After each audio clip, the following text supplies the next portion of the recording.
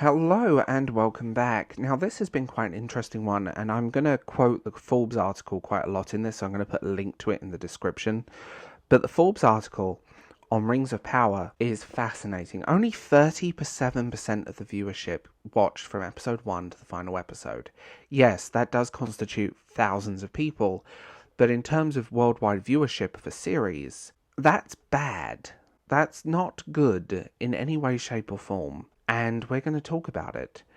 And I know I'm probably going to get roasted alive for this one, but who cares at this point? Let's talk about it. First things first, my opinions of this show, and I say this, would be the same whether it was a generic fantasy show without the Lord of the Rings name to what it is now. So I'm not even going to talk about adaptation. I'm going to treat it as a generic fantasy show, because that's really what it is. Why was it so bad? And there are lots of reasons. I think one of them was the writing and the fact that a lot of characters felt superfluous and felt disconnected from the actual plot device. A lot of heavy coincidence happened. Plausibility did not exist. A lot of things just randomly happened.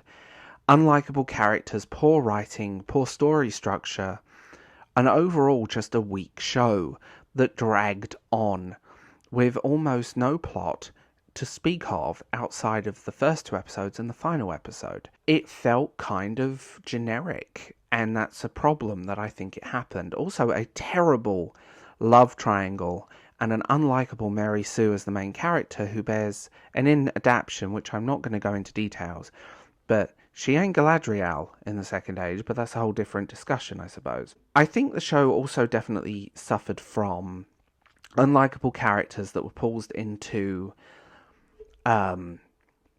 weird situations and manufactured, to quote the Forbes article, manufactured conflicts with one another, where the Lord of the Rings set up and focused on friendship and focused on the adventure and the journey. This was just never-ending squabbles between key characters. The character of Galadriel in this show was always at odds with the other people, and ultimately most of these characters just come across as superfluous, unlikable, and there as a plot device. They were the MacGuffin. They were the rings from the Vampire Diaries. And that basically says it all. Now, detractors of the criticism, and this is a good one actually, because this comes straight from the Forbes article, and this I agree with completely. First, if you don't like it, don't watch it. I guess most people took the advice. Unfortunately, those of you who did like the show, this advice also is a way to get your show cancelled. I suggest you stop saying this. It's true. Like, it puts people off. Well, if you don't like it, don't watch it. Okay. The problem with that is it does get shows cancelled, and it means people that might have been on the fence won't watch it. The other argument is fantasy. What if X, Y, and Z happened? This is a terrible argument. Even in fantasy, basic rules of plausibility apply. Fantasy has rules and boundaries. And why else would you have all these characters become super powerful sorcerers who can shoot fireballs out of their eyes? Why have struggle or conflict at all if it's just fantasy? Good fantasy, like any other fiction, and quality fantasy stories, almost always part of some plausible but fantastical world. It has relatable characters who make hard choices, and whatever fantastical elements we enjoy, from Dungeons to Dragons to magic. And that's another thing. Plausibility is a lacking thing in this show. 37% completed the show, and that's terrible news to Amazon and its shareholders. Frankly, it's a stunning rebuck of everything Amazon Studios and the showrunners have done so far, and should result in a major shake-up across the board. If I were just Jeffrey Bezos, I would be livid and heads would roll. And that's true. Rings of Power is a failure on all fronts. The majority of viewers appears to feel the same way. I have little faith in Season 2 at this point, because I know Season 2 is probably going to be more of the same, and it's already been a bit of a cursed set, which is a genuine shame. I think ultimately the lack of strong writing is what kind of destroyed this show. The lack of anything particularly strong. And I'm not about to invest all of this time in a television show And most people feel the same way. I also think it's bred this horrible fan base who are taking it upon themselves to promote the show. The drop in viewership is not to do with lack of promotion, it's to do with people switching off. But it's bred this horrible viewership and audience that seem to think Twitter is real life. But ultimately, the show has failed. It's unrepresentative of any good fantasy, and when you have low fantasy like The House of the Dragon, which is great writing, great characters, and really good moments, despite some ups and downs throughout, or other fantasy series in the past that have done brilliantly.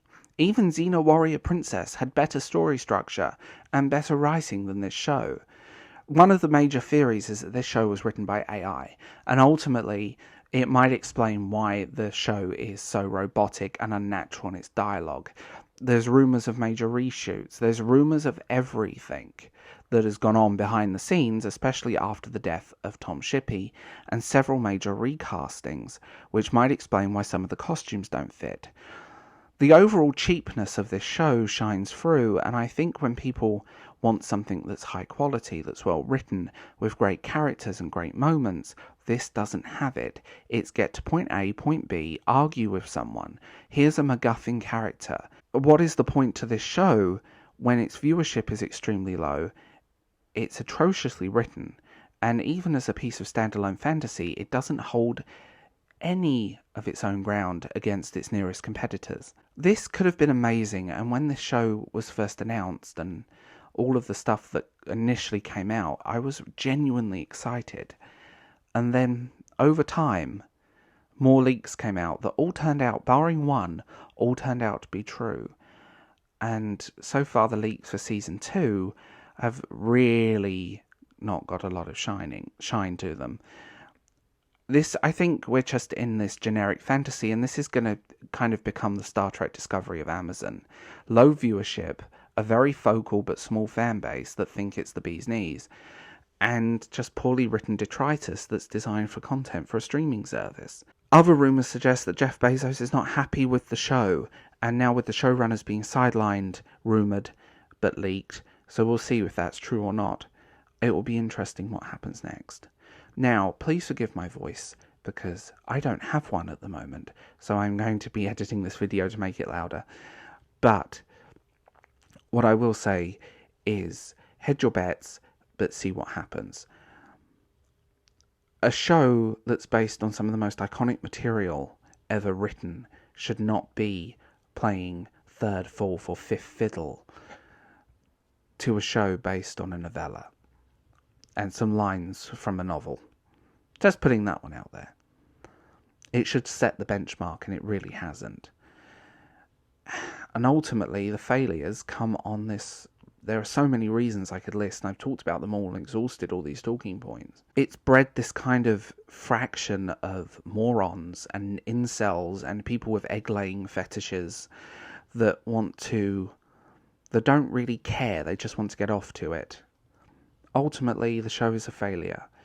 And ultimately, its viewership and its numbers, despite being in their thousands, 37% of the audience continued watching it. That's a huge number switched off, and they switched off for very good reasons. And when Amazon have made shows like The Terminal List, it's actually kind of sad to see.